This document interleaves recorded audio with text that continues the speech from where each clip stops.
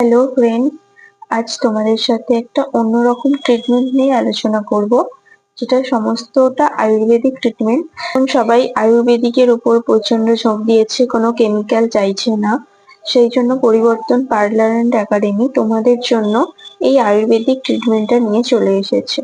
তোমাদের যাদের স্কিনে প্রচন্ড রিঙ্কেলস মানে বলি রেখা, ড্রাইনেস আছে স্কিনে মানে ড্রাই শুষ্ক হয়ে যাওয়া, এই প্রবলেম গুলো যাদের আছে তারা এই ধরনের ট্রিটমেন্ট নিতে পারো। এছাড়া যাদের হাতে পায়েও এরকম স্কিন কুঁচকে যাওয়া যেটা, সেটার জন্য তোমরা পেডিকিউর ম্যানিকিউরে এই ম্যাসাজ নিতে পারো।